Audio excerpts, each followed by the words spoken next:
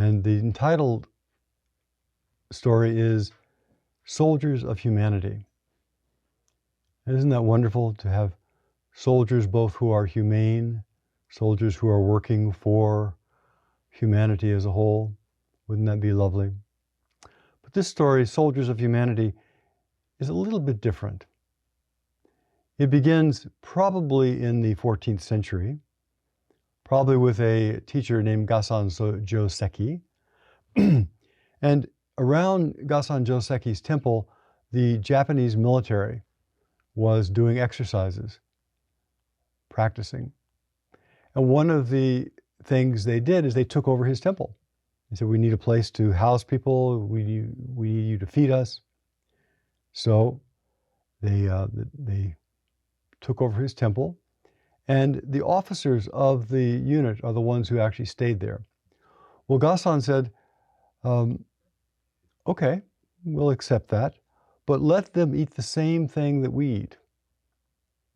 Now, in a Buddhist monastery of that time, the food was probably particularly frugal. Probably it was rice with a few pickles, maybe a vegetable thrown in. It was not luxurious. And so these officers had been accustomed to much more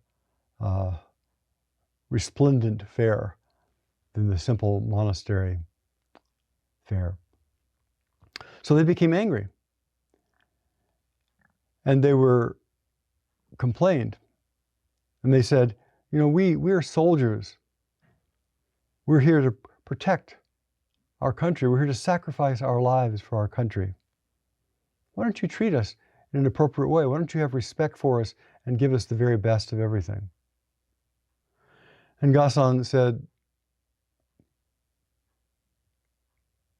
what do you think we monks are? We are soldiers of humanity, endeavoring to free all sentient beings. That's the whole story. Now, if we think about the purpose of, the ideal purpose of an army or a military or some kind of force like that, its ideal function is to help organize, to help harmonize, to help modulate social concerns. Confucius said that there are three things that are essential for a civilization. You must have food, you must have faith, and you must have some kind of administration in order to help people work together. So the ideal military, from this vantage point, is one that really works for peace. A military that tries to ensure and protect peace. What's the purpose of a monastic group of people? We take the first vow, beings are numberless, I vow to free them. That's the first and primary vow. And it's not a vow of beings are numberless, I vow to become awakened. It's beings are numberless, I vow to be of benefit, I vow to be of help. And so we have this organized movement of practice, this organized movement of many people coming together in different ways, looking at the nature of mind, opening the heart for the purpose, and perhaps even for the higher purpose than the regular military, of being of service, of saving, liberating, freeing all beings. And how do we do that in this tradition? We do that by looking at what is the source of suffering, what is the source of war, what is the source of anger and antagonism. And we look into our own mind and we see that there is a greed there is a fear there.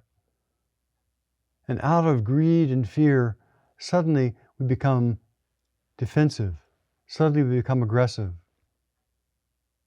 And when we can actually see that all of us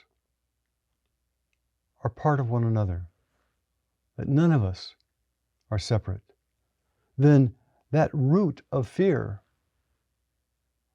is seen through. The root of clinging, and is transformed into the practice of generosity.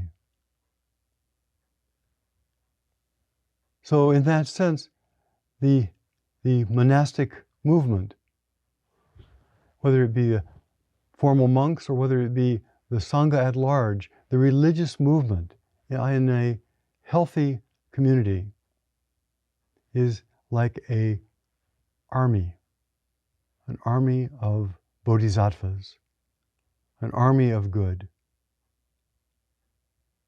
which offers the possibility of liberation equally to everyone.